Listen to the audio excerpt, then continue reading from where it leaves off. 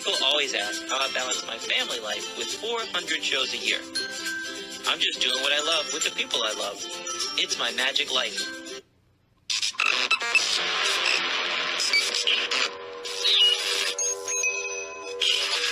I like Wes Iseli. I like everything about him. All right, here we are live with a new setup, new system. Our old system we've been using for 5 years, just like they got bought out. So we have this new system. Let's hope everything works. Hopefully the audio is good. Hopefully the video is good.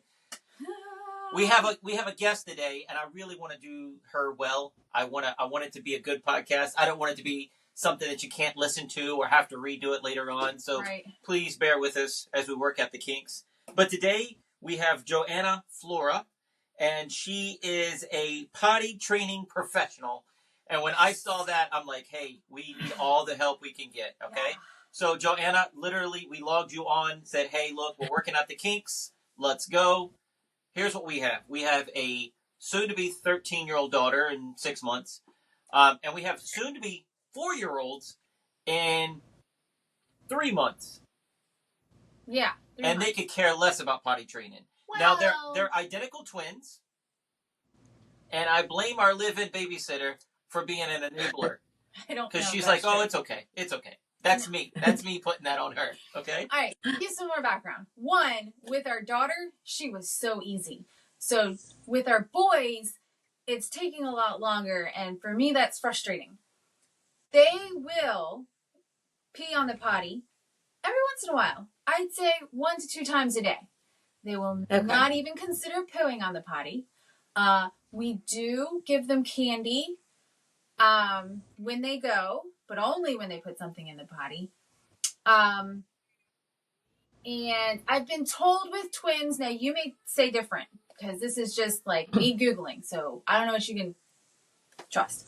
I've been told with twins not to do a chart, because then if one twin has a whole bunch of stickers on there and one twin doesn't, it discourages the one that's not doing as well. So I'm like, okay, so I haven't done a chart where they get like, but I think they would love like little dinosaur stickers or something, but I don't know what to do. All right, one more thing I want to add to it, because I think our listeners have heard this story, but I think it's adorable.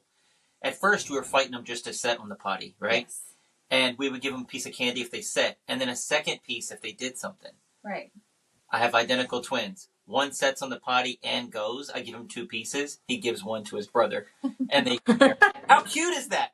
But I love that. We can't do that. But anyway. We've gotten to the point where they will willingly sit most of the time. And I try and put them on the potty every, like, hour and a half-ish. But I won't lie. There are some times when time gets away from me. I'm going, oh, my gosh. And then there's times where they refuse. And I don't want to fight them. And I've also heard that if you fight them, then it just becomes a longer process. So, help. Yeah. Well, thank you for having me here. So twins are like a whole different gamut because, there's 2 at one time, and sometimes that's part of the challenge. So actually, sometimes I suggest only potty training one first and then potty training the other if you can manage it. That's for a lot of families that doesn't work, but if you can get the one who's more likely to be successful, the other one usually just follows really quickly. So if that makes sense. Another thing with twins with the chart is it depends on the individual set of twins. Some twins really are motivated by the competition and it doesn't hurt their ego. Where other kids it does hurt their ego. So it's just like potty training where you have to meet each individual child where they're at. That's really how it is with twins too. So even though there's 2 of them, you have to figure out which system's going to work great for each kid. Do you think the candy is a motivator for both of them? I think it is, but it goes by day. If I get them up in the mornings, and if their diaper's loaded, they'll both sit on the potty. One will go, one has already went in their diaper. And then I'm like, they both run up and say candy, and they know where we keep the candy. They'll open the pantry door and point to it. And I say, no, you can't have it. You didn't go potty. And he'll bow his head and walk in the other room. But it's no temper tantrum about it. They understand. Well, that's so good. Yeah. So maybe with that, the chart might work. If they're not. It might work. Okay. It's definitely something I would try. And every time you give out one to the child who's earned it, I would say to the other one, like, don't worry, you're gonna earn it. I'm gonna help you. We're in this together.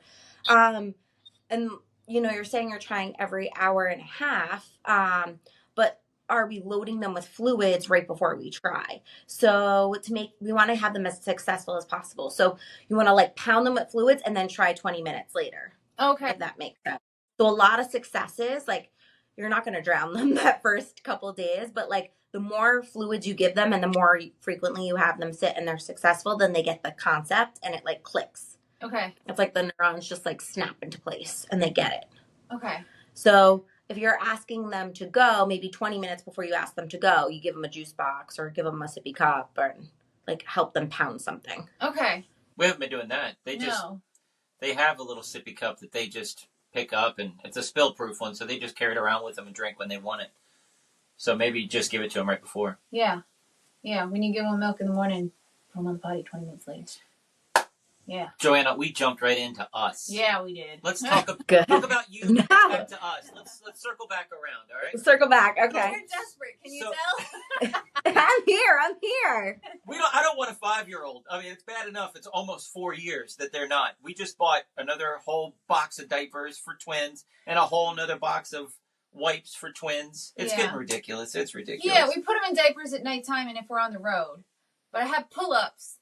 And then people have told me to get those thick underwear, but they just pee right through them and could care less Yeah. thick underwear. So The thick underwear thing didn't work at all. They could care less. No. Yeah. So, yeah. Oh, let me tell you, since we're being open here, we're not going to pull any punches. okay. Somebody said, just let them be naked. That's very common. Okay, well, I'll let Natalie take over. I said, well, I don't want poop everywhere. She said, oh, they will not poop if they don't have something on their butt. That is not true. That is not true at all. I was on my knees cleaning up pee and poo for 3 days, and then he was like, our carpet will never be the same. Put something on their butts. So It was awful. It was awful. Yeah. And if we take them outside to play naked, we can't watch both of them the whole entire time. You just can't. I don't know if they've gone or not. They could just be peeing outside. Well, we didn't find any human poop outside, but they're not doing that, I don't think. But peeing, we never caught them once peeing outside. Yeah. Joanna, I tried to take them one time. Somebody said, Dad, show them. So I'm out there being next to a tree, and they go to grab me. No! It was crazy. I can't do that either. No, you can't help me aim, son. No, that's not what it is. It's not a water hose. No. There's so many myths about potty training, and it's really about finding the key for the individual child. And like, it's hard because you guys have twins, but even though they're identical, they're still individuals. Right. So it's like, which strategy is going to work best for which one? So even though it's just like parenting, right? Every child needs a different parenting strategy. You can't just have one parenting strategy for all of your kids. It's not going to work. Yeah. Okay. I'm going to try the chart next. But anyway, go ahead. The chart with dinosaur stickers. Our boys, I've never seen anyone as in love with dinosaurs as these little boys. Yeah. And that'll be... I think maybe... I'll up your ante. Okay. I'll up your ante. So if you go on my website, I have freebies of all different kinds of potty charts. But there's one that has like a treasure box. It's like every 4 or 5. So do the stickers every time they're successful, right? But then when they hit the treasure box, do a bigger prize. So it's like a double reinforcement system. So it really plays on that ego development. So they're getting the sticker, but then they're also getting a big prize for being consistent over time. So they're not losing that gratification in the sticker. So then maybe get a little tiny dino that they get after they earn those 4 or 5 stickers when they hit the treasure box. Okay. Cool. Good idea. Now, what about, I know that they're going to get down the pee first, but how do we, they're not even slightly, at least they're trying with the pee. They are not even caring about pooping on the potty. Like last night, and I was very sneaky, but last night I told him it's time to use the potty because we were about to go to bed. Try one more time before bed. And as I'm getting the one on the potty, the other one runs in the corner, and I'm thinking, oh, he just doesn't want to go potty. No, he was pooing, so he wouldn't have to poo in the potty. He was pooing pants. So how do you convince them that the poo goes in the potty too? So they probably already actually know that poo goes in the potty, but you want to make it fun. So one of the things I really do with the potty is I do potty play. So I'm traditionally a therapist. So potty play is really like putting food coloring in the toilet. So now it looks like water, and we're gonna throw goldfish in there. So now it's the sea, and we're gonna flush it, and we're gonna say goodbye to the fishies, right? So now it's like the flushing of the poo is not necessarily a scary thing, and it's an okay thing. So for some reason, some kids feel like the poo is an extension of them, and if they flush that extension of them, it's like them going down the potty. Mm-hmm. So that play really kind of negates that for some kids who have those psychological thoughts. For other kids, it's really that they actually need to stand to poo. So just the fact that you were in the bathroom is perfect, because that's the first step. Like if they still can't poo on the potty, just start by pooing in your diaper in the bathroom. So we weren't That's in the the first bathroom. step. We have little Portable potties. little Porta potties. in the living room. So try to move it into the bathroom. Okay. And if you notice they're doing that dance, be like, don't worry, you can still poo. Just go into the bathroom and poo standing up. That's fine. And I would start there. Okay. That would be like the best. And you could even do diaper changes when you have to do them, even when they do poo. Pick them up and do the diaper change in the bathroom, because then it really normalizes the whole bathroom experience. Okay. That's something we haven't been doing. No. Mm-mm. Because it's two of them. Right. Yeah.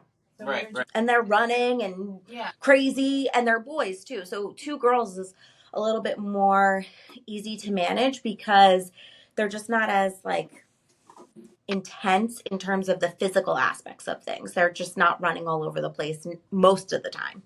Where boys are like, I'm gonna jump off the back of the couch while you're changing their diaper. So It's like you need eyes on the other our one. house. Mm-hmm. It's like you had a camera in our house. How do you know they do that? Yeah. Because that's my house, so I get it. So how many do you have?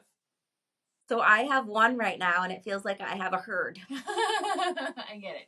How old is yours? He is 2.5. Okay. Nice. He's 2.5 and a wild child, but it's great. Yeah. All right, so let's start fresh here. We're 13 minutes in, and we didn't even get your credentials or how you became the professional here. We just got right into it to tell you all about us. Good. So tell me about yourself. How did you get into this line of work? How did you become the professional?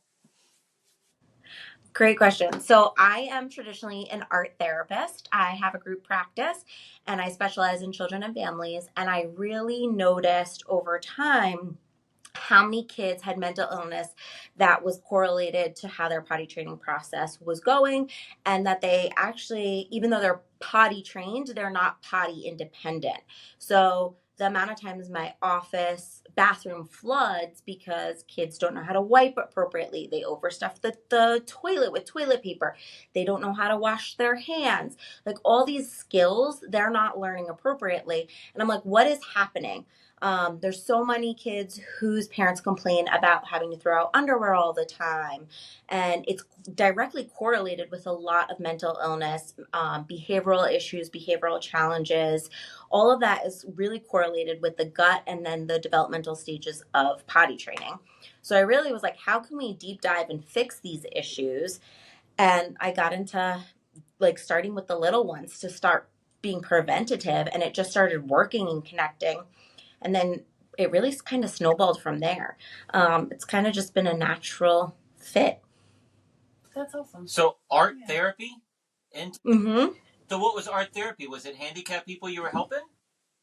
I honestly work with anybody under the sun. So my youngest right now is 2.5. My oldest right now is 67. So art therapy is really, it's kind of exactly how it sounds. It's therapy, but we utilize art materials and play and all of that to really get to the root of issues. And it's really been a great way for me to not just have to talk about things, it's to actually help clients experience things. So a lot happens non-verbally with the art. So it could be for individuals with disabilities, but really most of my clients don't have disabilities. It's ADHD, behavioral issues. You know, we have some clients with autism. It kind of ebbs and flows. It kind of goes in cycles. We know somebody that does art therapy now that I think about it. Yeah. Oh yeah. Oh. But I think it is like therapy, but that's also not just sitting on a couch looking out because they wouldn't say anything. I think the art therapy distracts them so they answer questions as they're focused here. Is that correct? Exactly. Yeah. Exactly. And art therapy, you can tell a lot just from the artwork, so they don't have to talk. So here, for example, when I was an intern, I worked in hospice, and I actually had to leave hospice at the end of my internship, even though I loved it, because the artwork was able to tell me when my patients were going to be passing. So the subconscious really can come up through the artwork. And as a clinician, if you're able to diagnose and look at the artwork, you learn a lot of information that the client isn't even aware of yet. Oh, wow.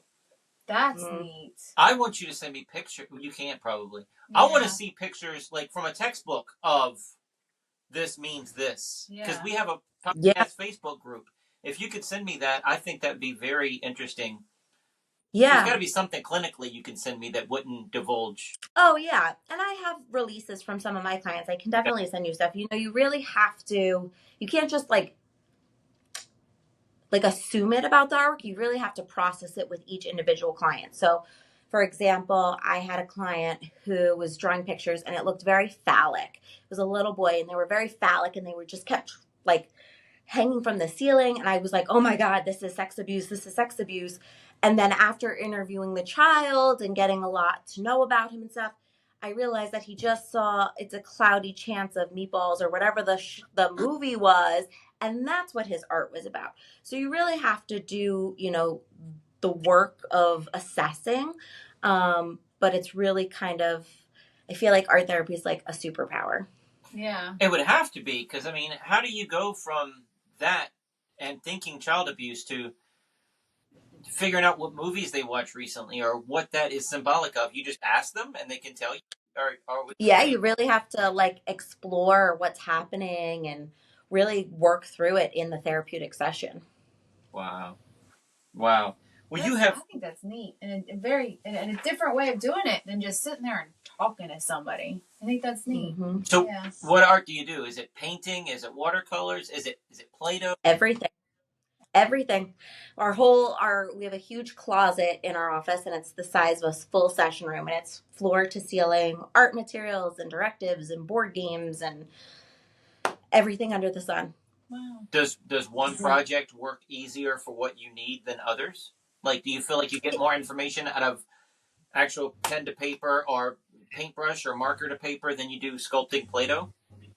Great question. So it really depends on the client. So, for example, I would never have a client who has like sex trauma or sex abuse. I would never use materials that were like wet or like clay or any of that to start. I would start with more structured materials because the softer materials or the clay could be more traumatizing. So it really depends on each individual's client and their history, their background, what's cognitively happening with them, and their abilities based on what I would pick for the materials for that session. I'm so bad with Play-Doh. Mine either will look phallic or look like lumpy balls. That's the only thing I know how to make with Play-Doh anyway. What does that say about me? I don't. Maybe we got to work on those fine motor skills. Okay. All right. There you go. All right. So you're still doing this as you're running this whole other. Is it a business or is it together? Has it meshed? No, it's completely separate, but there's a lot of overlap. So, you know, a lot of the things that I have to teach parents who are in my private practice about potty training, you know, is very similar to a lot of the stuff I have to educate my coaching clients about. And coaching is really for non-clinical, non-medical issues, where therapy really is for those clinical issues. So, you know, your child who are just resistant to pooping on the potty or having struggles with potty training, those are normal developmental issues, and a coaching is perfectly appropriate for that. But if we have a child who has a lot of medical issues, a lot of behavioral issues and things surrounded by the potty, like smearing feces or things like that, that's really a therapy issue. I can't imagine. Yeah. You know, my mom is a nurse, and I could ask her anything, and she would kind of try to give me an answer. And I remember when we delved into the conversation of ficklephilia, and she told me all Mm-hmm. about that. I'm like, I don't even. How can you playing with poop? That's the thing they like to do. They play with poop. So Yeah. I can't imagine. That would be a therapy thing, right? That's a therapy thing. 100% a therapy thing. Yeah. Wow. So what would cause a kid to do that? Because you're thinking this is a kid that's learning to use the potty and they're just starting to play with their poo. What would cause that? So there's a whole gamut. A lot of it could be sensory issues, sensory sensation. A lot of it could be sex trauma. So usually a victim who's sexually assaulted or, there's some kind of trauma, they don't want to be appeasing, so they want to stop it. So if they're covered in nasty poop and they smell, no one's going to touch them. So it's a good defense mechanism. So there's really a gamut of reasons why it could happen. It also could be a way to punish the parents. So, when a child's really angry or a human's really angry, they can't necessarily express that anger. It's a real, it's like a big FU to smear some poop on the walls and now somebody else has to go clean that up. Yeah. Okay. So there's a lot of communication that goes on with those behaviors too. The sex drama dirty in themselves, they didn't come up with that. That's like instinctual. It's not like it's independent discovery. It's just something that's instinctual. They want to make themselves, yeah. Wow. I had panic attacks, so that was diarrhea and vomiting when I had a panic attack. And they were like, yeah, if a dinosaur is chasing you and you freak out, you want to make yourself unappealing. Yeah. So that's what the doctor told me. Yeah. I can't imagine. Yeah. All right. So somebody comes to you for like parent coaching. What would that involve? What would that be? Great question. So it depends. Everything is always individualized with me. So I never have this is the only way of doing things and everybody is stuck in a bubble. That doesn't work and that's ineffective. So parent coaching for potty training, we have individual coaching sessions that are always an option. I always recommend that the first session be 2 hours because it's always a deep dive. And I can't get enough information and support a family enough to just do a 1 hour session. It's just never enough meat and the root cause to really support a family. And then sessions after that kind of go based on progress. And then I have a potty training protocol system, which is honestly an incredible bang for your buck because you get weekly group coaching, which you're with other parents who also have similar issues if they're in that same phase. And if no one else is in that phase, then you just get me for an hour every week, which is great. You get one-on-one individual coaching, which is awesome. But you also get a ton of education. So I have several modulars, about 8, and they all have pre-recorded courses that really do a deep dive about potty training, but also all things parenting and all things mental health with parenting. Because potty training is like one of the beginning developmental milestones. But what happens with the potty training process is the repetition compulsion. So how parents and children go through the potty training process and that developmental milestone will start mirroring how the other developmental milestones go. So say potty training is a really tough one. You kind of start seeing that happen over and over again through other big developmental milestones as well. So it actually is the beginning of like the control. So it makes children really want to have that control over the parent when it comes to big things. Oh, no. If we're struggling here, oh, no. Well, and we're homeschooled.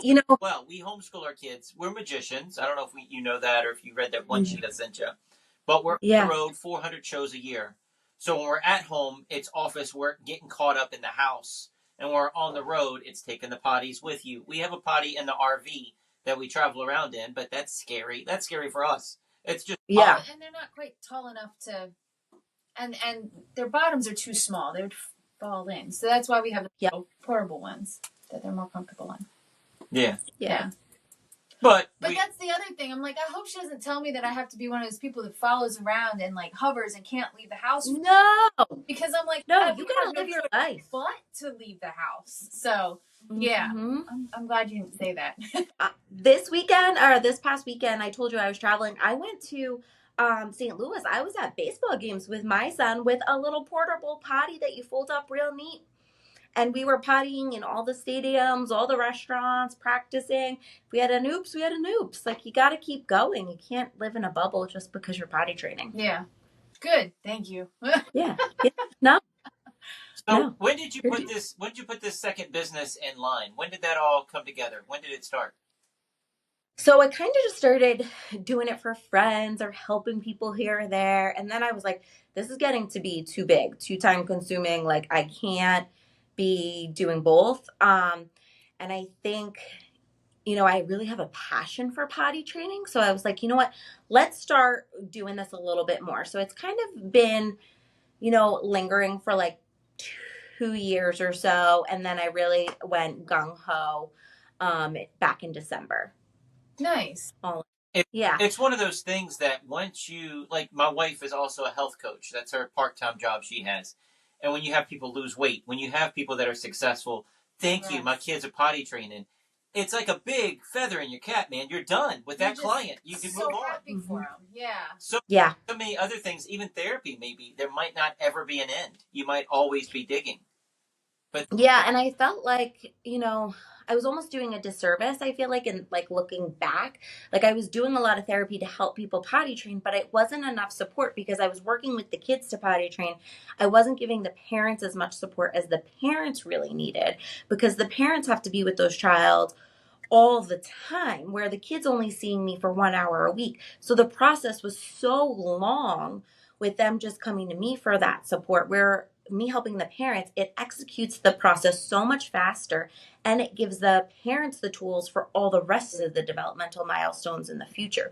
So I feel like by coaching the parents, I am creating way more success in the long run than just by doing that one little like gamut of time with just the child. So I think looking back, I think I'm able to make bigger change and support more people. And it kind of trickles from child to child, the skills you learn in the program too.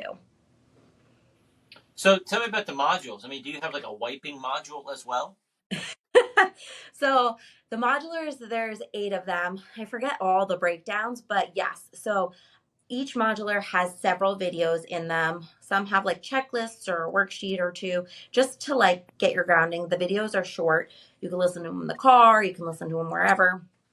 And they really go through a big breakdowns. So it starts off with, your developmental milestones. So some parents will come to me while their children are still breastfeeding or taking bottles or using a passy. And I really say, like, let's hold off until that milestone has ended, because it gives a lot of confusion to the brain. The oral stage of development really has to happen before the anal stage of development. So we really have to end that kind of stage before we start the potty training process. Now, that's not all cases, but that's a big handful. And I feel like we set a lot of kids up for failure because we start potty training too early when they haven't finished the other developmental milestone first. I never put 2 and 2 together, but no, we did that. I mean, yeah, you don't. Why would you do that? That seems too early. Yeah. I don't know, but I never. Yeah. I didn't have a guideline for it. It just felt right. Yeah.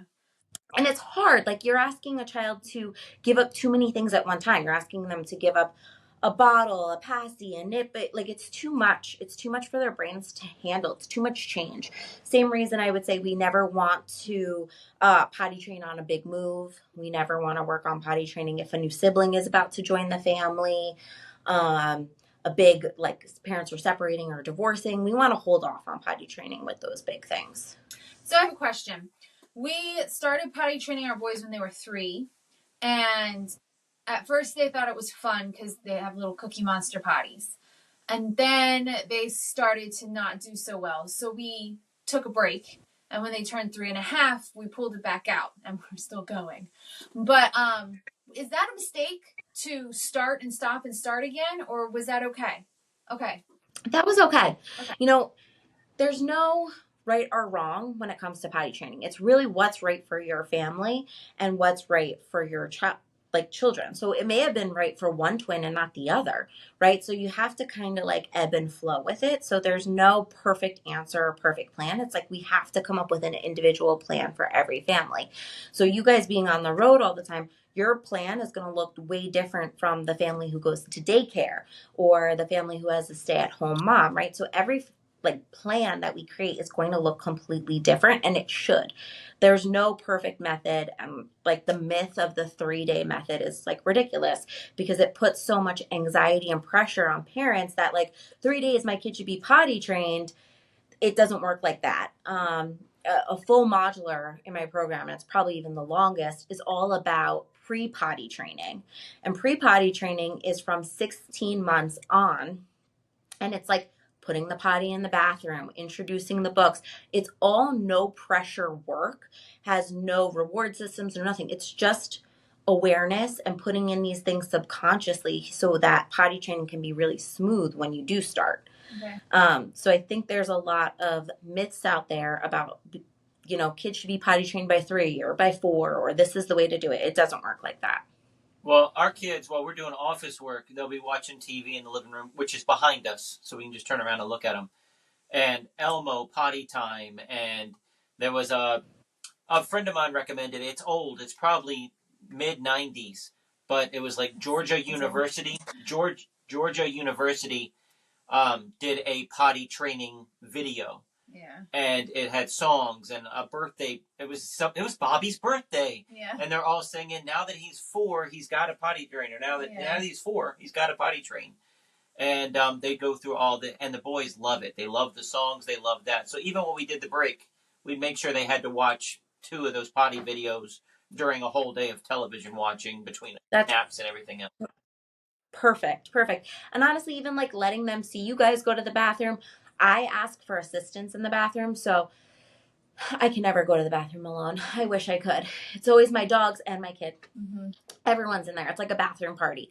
But I really totally embraced the bathroom party, and now I'm like, I'm going to the bathroom. You coming? And he'll like jump down and run with me, and I'm like, oh, can you get me some toilet paper? Now he can rip the toilet paper independently. Then I'm like, oh, I'm done. He goes, okay, I flush. He flushes for me independently. I wash my hands. He climbs up. He washes his hands. So there's that verbal prompting that I originally had to give him. I totally don't have to give him that at all anymore. And he just wants to be a part of the process. So you can implement those things and then fade them out. And the shows, by having them watch the shows, is the perfect way that they learn the steps. Yeah. And it doesn't have to be torture. It can be fun. Yeah. You do good in potty time. Take them in there with you. That'd be great. I have. What are you talking about? But you haven't had them wash their hands with you or give you at toilet paper. church. We definitely wash our hands. Yeah. At church. Well, they're in the urinal. I mean, they're in the toilet. Yeah. It's a little. Our bathroom downstairs is just a half bath downstairs, so it's pretty small. So they're not touching the toilet or anything. They're just sitting there watching me. So yeah. But if they hand it over at church, they don't like it because it's not their potty. It's not home. It's different. They won't. But I want to give them the opportunity. So I take them to the bathroom and stand them in front of the toilet. And they always tell me no. So then I just pull up their pants and let them go and try the other one. And then, okay, it's mommy's turn. And at this point, I'm trying to use the bathroom and keep the door shut all at once. Yep. And and so, yeah. But then they love washing their hands. So that's a highlight point of the bathroom visit to church. But one silly thing you could do that they might like is if you say, make the water sound with me. So it's like the S sound, like the snake sound. I'm always like, make the water sound with me because it's hard for me to pee. So it'll be like, and I always raise my hands and I'm like, and I bend down. So what you're doing there is you're teaching them if you try it, make the S sound, like your body is breathing and it's actually pushing your abdomen down. It's helping the pee release. And the same thing with your arms up when you bend down, it's helping you release. So it's actually teaching them how to fully empty that bladder, but they think it's ridiculous and silly at the exact same time. So now my son's obsessed with it. okay. All right. Good ideas. I like it. Yeah. Our oldest, by 7 minutes less, yesterday I think, sat on the toilet for an hour and a half. He just, are you done? No. Are you done? No. I think he just wanted candy, and he just really wanted to pee. But he never peed. He never did anything. He just, no, not done. Yeah. Yeah. So I thought something was going to happen. I thought he was going to poo. I thought he was actually going to do something, but. No, yeah. Yeah. Did he have like any toys or anything in there, or he was just patiently sitting? This is in our living room. Like we'll have to move it to the. Oh, got it. He was This watching is in the TV. living room. He was Yeah. watching his brother play with toys. He Yeah. probably had a couple toys in his hand. Yeah. Are you done? No. Yeah. I mean, I kept asking him because she went upstairs to take a shower. Yeah. And she came and she's doing laundry. I can hear her upstairs. I Yeah. yell up to her. He's still on the toilet. He's still here. She came down. Next time, give him a drink. Give Yeah. him a drink when he's on the. Okay. I have to try that. Yeah. So the sibling thing, I've heard that my whole life. So you have a kid trying, and then mom has a baby, and you see them changing their diapers. Is that like a 80% regression, or is that 50-50? You know, it's more so the attention factor. It's mom and dad are exhausted. There's too many changes happening at one time. There could be envy or jealousy or hatred towards the baby, or there could be a lot of love towards the baby. So it's just change. Transitions and change for toddlers are really hard in any part of that development, whether you're potty training or not. So you don't want to add two changes at one time. Same thing with like moving and parents separating. That's a really hard concept. So if parents are going to get divorced, I always suggest before you move out of that house, parents start spending weekends separate and doing separate time in the house first, so that that transition then when moving is a lot easier. Because if you do too many changes at one time, we see complete regression in so many areas that will impact the whole family. So it's not going to be regression in just potty training, but it's going to be sleep regression. It's going to be eating regression. It's going to be behavioral issues. So just across the board, it's in the best interest of the entire family to just do small changes at one time. But have you seen, so we have a girl that was our babysitter for our little girl, she's 12 now. But when she was little, she would help us on the road when we had larger shows. And she said, she's the oldest of two girls, and she said she was completely potty trained, like in regular underwear. And then her sister was born, and she was like, nope, I want to be back in diapers. Is that, I mean, because they weren't potty training her while they were bringing her sister home. She just did a 180. Yeah. Yeah, that's normal. Mm-hmm. Okay. Yeah. I actually have a lot of clients who are completely potty trained, and then the idea of kindergarten comes up, and it's like, nope. And then they'll say like, I'll wear underwear on the first day of school, and they won't do any skills until that first day of school. And even then they're so regressed because they've forgotten how to do it. Mm. So that's when we have to really step in. Okay. Yeah. Well, you don't work on sleep regression, do you? Natalie always needs more sleep help.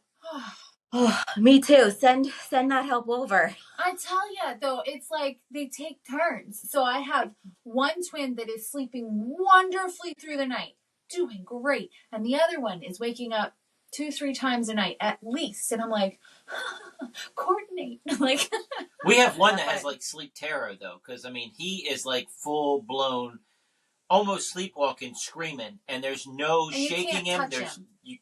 Yeah, you can't touch him, because if you touch him, it just gets It makes it worse. And then, Yeah. and then it's like, it'll go on, and sometimes it'll go on for 15-20 minutes. Luckily, his brother snoozes right through it, because they're in the same bed. Sometimes I have to lay down between them so that the brother doesn't get kicked that's sleeping. But then it's like, after 15 minutes, it's like he'll realize and he'll be like, oh, mommy, hold me. And it's like, okay, yay, I can hold you. Oh, gosh. Because I felt horrible that I couldn't touch him, you know? And so, yeah, Julian does it more than Lex, but Lex did it last night. And it hurts my heart. It's awful. And it's actually kind of crazy. In adults who sleepwalk or who have sleep terrors, a lot of the time it has to do with the bathroom, and they'll pee in places around the house. A lot of the times, like, they will not have access to the bathroom in their sleep terror or mind, and they'll be like fighting to get into the bathroom or need somebody to give them access. So a lot of it is correlated with potty training. So actually, one way you can know if your child's ready to potty train through the night is if they're having a lot of nightmares. So what happens is, potty training at night is actually a gene or a hormone that's produced in the brain. So it kind of ebbs and flows, and it usually doesn't get produced until 5-6 years old for most kids. Some kids we get lucky and it gets produced earlier. Some kids, it's even later. It's like 9, 10. So it's really like a balancing act, and it's actually genetic. So there's no way to perfectly sleep train a kid because it is a genetic feature. But when we start seeing night terrors and nightmares, it means that the hormone is producing and it's trying to wake the child up to go potty in the middle of the night. Oh. So what do you do? There's nothing you can do, because if you touch them, it gets worse. So you just let them be. Let him be. But if he wakes up, you can say, let's go to the potty, and bring him right to the potty. Okay. Yeah. Lex was yelling. He said, I want to go outside. Let's go outside. Last night when he was having his little night terror. During the terror or after? Yes. No, during. After, it's just like, it was like a switch flipped, and it was like, and then, and he was snoring. Like he was asleep and out. So I'm curious, like, because you're going in when this is happening, I wonder if you just touch their diaper to notice if that's when it starts to fill up. What, right when they fall asleep, or No, or like while the terror is going on, because it's probably the brain trying to wake them up. Okay, that's interesting. Okay, so does that mean I have more hope that maybe the potty training is going to be successful here soon? It could be. It really could be. Yeah, it really could be. Okay. I think finding what motivates them is going to be your key, and we kind of want them to be intrinsically motivated and want that for themselves. Twins naturally potty train later than single children, just across the board. Well, that makes me better. That makes me feel better. Thank you. We can end this call and feel better. No, they naturally do. A lot of twins, especially if they're preemies, tend to do things usually, like most milestones, honestly, like 6 months later than tradition. And that's because they have so much other stuff going on with like twin communication and all that other stuff that, all the research is still new, but there's a lot there.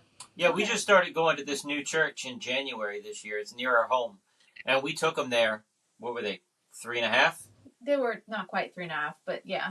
And, I mean, they still had baby babble. You ask them their name, they would not tell you their name. They don't know. They talk to each other, and they don't need anybody else. So we had to put name tags on their back because the people can't tell them apart because they are identical twins, and they weren't helping them. Yeah. So they're getting better, though. Because we were worried about it. So we talked to their doctor, and he was like, well, do they respond and understand what you're saying? And if you ask them to do something, do they do it? Well, yeah. Then they're fine. They have their language. They don't need you. So they're not speaking your language. So they're starting to a little bit more. But they still got that twin language going on. As a magician, I had my daughter in the show at 2.5. She would walk out on stage and produce a silk from I'd show my hand empty and she'd produce a silk from it. And we could script it. My boys, no, they take a final bow and they pretend they're dinosaurs. Yep. I didn't do that. That's all they want to do. So I pretended that it's under control. It's never under control. No, never. Today they growled and just clawed and looked around because there was a duct tape on the floor. So it really got his attention. So he just kind of went like this towards the audience. That was it. It's also interesting too, because like firstborn children have this like desire to please, right? So, some people say firstborn children are later in potty training because they don't have a sibling to mirror, but I don't necessarily see that. I see firstborn children really wanting to like please their parents. That's like an innate characteristic of your firstborn child, like, right? Every president's a firstborn child. Every astronaut who's made it to space is a firstborn child, right? And then our secondborn children, we're kind of just like, I'll do it when I want to do it. So it's definitely part of our personality traits as well. Yeah. I can see that with Lana. Yeah. Yeah, wanting to please. Yeah. Yeah. Mm-hmm. Yeah. Absolutely. And she was very easy to potty train. I mean, it was a breeze. She was great until she hit preteen. That's a whole other conversation. That's a whole other podcast. A whole other bag of worms. Yeah. Preteen girls, my little girl just disappeared. She's gone. Yeah. I don't know. She's just gone. Yeah. This is just another person. I love her, but this is another person. It's weird. It's weird. And it's all the hormones. It changes who they are. Yeah. And I told her, because me and you, we went through it. So I kind of have more of a than he does because he's like, what the hell? And I'm like, okay, just give her a minute. You know, she's dealing with all the changes and all the hormones right now. I mean, I know boys do too, but I feel like it's different with girls, and it's a lot more emotional with girls. Yeah. I always tell dads that your daughter's just as confused about this as you are. Yeah. And that like kind of is like, oh, okay. Yeah. Like she has no control over this. And she's like, what the hell is happening to me too? Right. Yeah. So he's like, I don't know. I just talked to her and she's crying. Can you go talk to her? And I'm like, okay. So it's like, yeah. So there you go. See, does that help at all? I'm in the office. The kids are behind me. I'm getting up with them. My wife sleeps in because she's up with them all night long with night terrors. So my daughter comes downstairs to let the dog out. And I say, hey, when you come down, just give me a hug and kiss in the morning like you used to do. Nowadays, she forgets. And it hurts. It hurts bad. I don't like it. It's just, you don't forget. You're doing it on purpose. I don't know what you're doing. What am I doing wrong? I've shaved my head recently. Is that it? Am I ugly? I don't know what it is. Dag on it. I don't know. Actually, parts of their brains stop working at this age. So there's a whole part of their brain that'll stop and like not even develop, and it doesn't even work. It's like horrible. So the other parts of the brain can like catch up and build really quickly. And then all of a sudden one day, boop, it turns back on and you're like, my kid can do all these things that they were stopped doing for like 1,000 years. What just happened here? Oh, wow. So there you go. See? One day it's going to turn back on. You're going to get so many hugs, you're not going to know what to do. Dude, we have our own television show. It's a reality show that follows our family around doing 400 shows a year. And I have video footage from her being 2.5 years old and helping us and doing this. And nowadays it's like, hey, honey, can you do the same thing you've been doing for the past 7 shows this week? What do you mean? What? It's the same thing you do every day. What? Just all we ask you to do is carry that one cart in the building. That's it. You just carry the one cart. And yeah, and there's a definite selective blindness. Like, hey, honey, can you go get me that? Where? I'll see it. You just look straight at it. Go right there. Oh, yeah, at this point, let me just get it. You know, it's one of those things. I can't tell her to get It's the like ketchup out of the fridge. I have to say, open the door, look to the right. It's in the door. It's not on the tray. It's in the door. Yeah. And then still, she's like, I can't find it. Or she's like, Dad, I'm not dumb. Like, it's one of those things. One or the other. One or the other. Two extremes. Yeah. I love her so much. It kills me. But we got her potty trained. We got her taken care of. She's potty trained. Is this parent coaching or is this life coaching you're doing right now? It's all one and the same, right? It all meshes together. It's all the same stuff. Yeah. So I in no way want to wrap this up, but I do want to know, everybody listening, we're just vamping back and forth, telling you stories, getting you to know us. But yeah. But if somebody wants to hire you for the life coaching or the parent coaching or the potty training, how do they get a hold of you, and what does that look like for them? Awesome. So they can go to our website, thepuzzledparents.com, or follow me on Instagram or Facebook at The Puzzled Parents. And you can send me a message or fill out our contact form on our website, and we can set up an appointment and go from there. And then I also have a free Facebook group for anybody who's interested. You guys can check that out. And it's The Puzzled Parents Unite. And every other Wednesday, I do a free live training. There's a boatload of free information on there for anybody who needs it. Tons and tons. See, that's where you are so helpful, because she's with twin mom groups, and that's just other moms just, bleh, I tried this and it worked for me. Right. It didn't work for me. And then you're a professional, and it's totally different. That's where I wish I had a center to begin with. Yeah, because you have some moms that are like, oh, I'm in the same boat. And then you have other moms like, I had my kid potty trained by 18 months. I don't know what your issue is. I'm like, well, excuse me, lady. Like, and then you feel so parent shamed and embarrassed. I know. I'm like, I wasn't even thinking about potty training at 18 months. I was still in survival mode with twins, you know. So, but yeah. So you have the gambit, and that's also where it's been like, we'll do the charts. And then other people are like, no, don't do the charts, because you're going to really make one feel defeated when they don't get the sticker or the prize. But I think the dinosaur stickers. I think the stickers is great, but I'm worried about the prize, because if one gets a cool T-Rex dinosaur, now they just fight over that toy. Because it's It's twins. That's true. Ooh, what do we do about that? So you compare it and say, once both of you both earn 5 stickers, then we get a prize. Ah, That'd okay. be better. That'd be yes, better. that would be better. And then So, each gets so like even with older kids, right?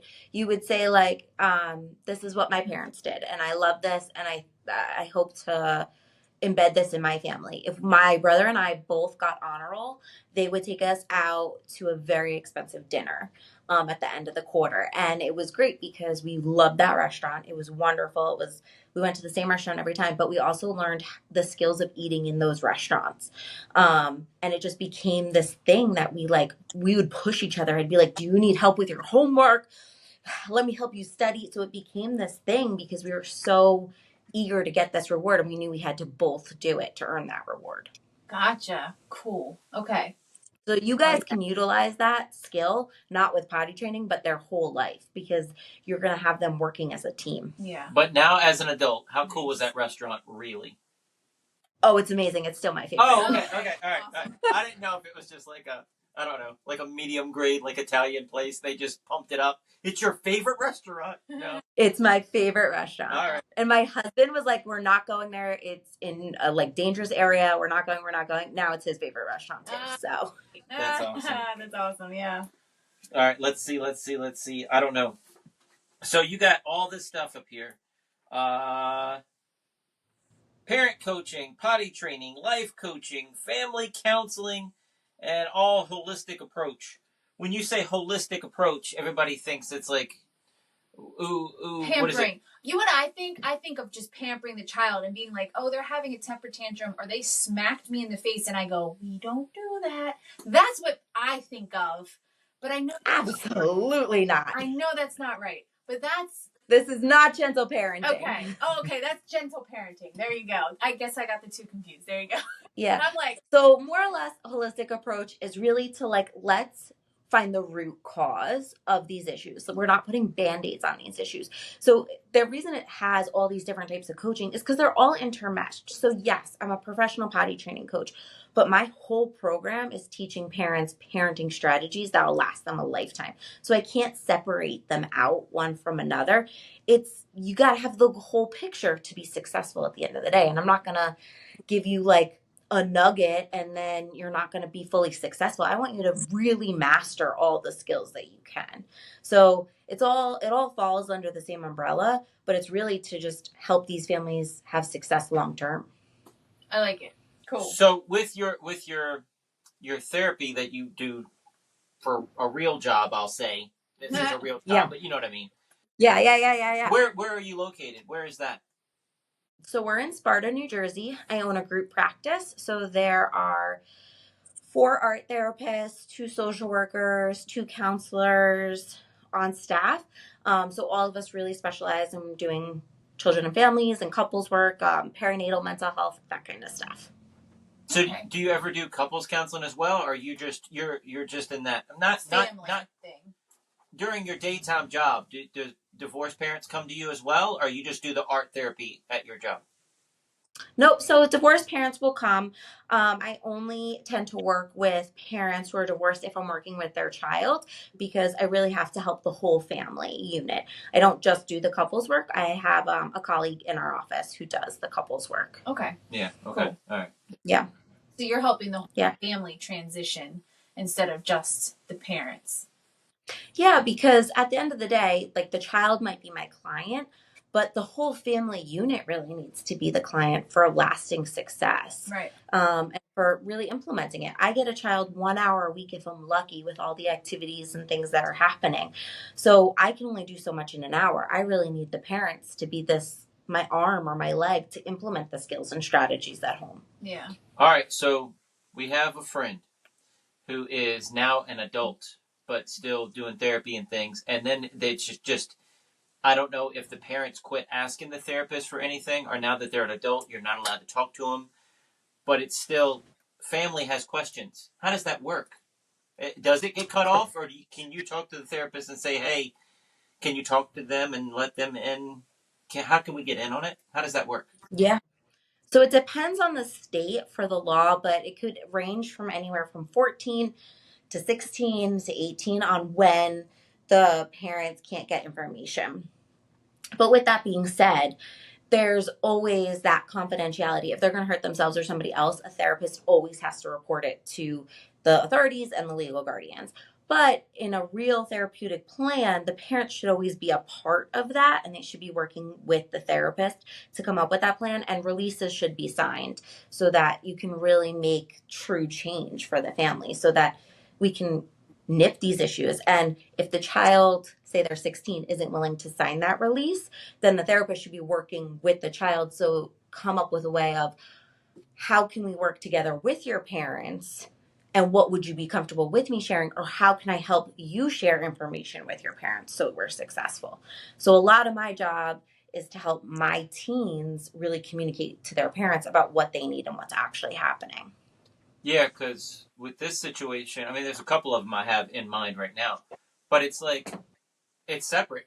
And then how do you help that situation? How do you, if the child's depressed, if the child's doing whatever, all right, but what can we do? Can I talk to the therapist? Because you're not talking, so I don't know. I kind of want to be in there. I want to know some things. Yeah. Yeah. And not that I'm being nosy. I want to Help. I don't want to be a cause of maybe something. Yeah. Yeah. Yeah. You can always reach out to the therapist and say, like, listen, I want to help. I want to be proactive. How can we make this so this is a team effort? Do we do a family session? Do you have strategies or suggestions for me on how I can be a better friend, a better parent? They don't even have to release anything about the client. They can just give you tips and tricks that you have to be better on your end. Yeah. So I have a question about, okay, so our daughter's 12. How do you know, I guess my question is, like, in any situation, when do you know, like, that they would need therapy? What is normal as far as, because teens sometimes go into their own little holes and you're like, okay, can you come up for some air, type thing? How do you know when that's normal and when that's gone past normal and you need to step in? And does this make sense at all, or am I just rambling? Yeah. Okay. No, it totally does. So the thing is everybody in the whole world could utilize therapy. It's your safe place. It's your secret person. It's a place to process all the things that you don't want your closest partner to know about you, right? It's this way of getting all this stuff out, and it's a way of getting our thoughts or negative behaviors out in an appropriate way without acting impulsively or doing anything wrong. So honestly, anybody can benefit from therapy. But when you really need to step in is when you're noticing, thoughts of harming oneself or negative thinking, no coping strategies, poor social relationships, basic needs, not eating well, not sleeping well, poor grades, a change in behavior, change in personality. So all of those things, it's like, okay, they have to be in therapy. But there's no reason why, I have clients I've seen like 11 years and, I see them once a month, and it's just because it's their time to dump all the things that have been going on and filter things out and say, like, I really shouldn't have done this here. What coping strategies can I use next time? And it's nothing extreme, but it's enough for them to know that they need that input of somebody that they truly trust. Okay. All right, cool. I mean, yeah, we're nowhere near that, but besides the moodiness. Right, yeah. I'm just asking for future reference as far as, seeing other teenagers that I know in life who have gone where they're just shut in their rooms all the time. And it's like, well, how normal is that? When do you need to step in and be like, okay, hey, you need to come out your room, type deal. And when is it just gone too far where it's like, okay, that's not just going in their room and being a teenager. It's they're down a hole that we need to help get them out of type thing. You know what I mean? And I think if your bells are going off as a parent, like, every parent knows their kid better than any therapist will ever know their kid. So if your gut instincts as a parent is like, something's not right here, trust that gut instinct and listen to it. Yeah. Be like, I'd rather be safe than sorry. Like, listen to your gut. Yeah. Okay. And as a homeschool teacher as well for our little girl, I mean, you're on top of her for hours a day. Yeah. No, I think she's doing good. I mean, we are going through the preteen hormonal everything, but I think she's coping as well as you can expect. So, yeah. I mean, I was a happy-go-lucky kid, but I remember locking myself in the bedroom just playing video games all day long. It wasn't that I was being antisocial. I just wanted to play video games. Right. She likes putting earbuds in and watching girls scream. She watches this video, and you just hear from across the house these girls screaming. Yeah. What are you watching? You're watching that thing? That's all I hear is girls screaming on this little... Yeah, so that's why she shuts her door, probably, because I'm making fun of her. But yeah. Probably. But anyway, Joanna, this time flew by. It did. Golly. It did. Thank you so much for being on here. Thank you, guys. I've loved this. You've answered so many questions. I have so many new things I'm going to be trying. So, I'm glad. Yeah, thank you so much. All right, so let's see. The website is thepuzzleparents.com. Yep. Instagram @thepuzzleparents. Facebook.com. Joanna Flora 2, and that's FLORA 2. Let's see. Is there anything else I need to hit before we go? I don't think so. I think you got it all. Awesome. You Thank you so awesome. much. No, thank you guys. This was so fun. Only thing left we have to say is see you next week. Check us out online at wesisley.com and patreon.com/Wes_Isley for behind-the-scenes videos, blooper videos, never-before-seen footage, discounts on merchandise, magic trick tutorials, and more. That's Wes Iseli, spelled WESISELI.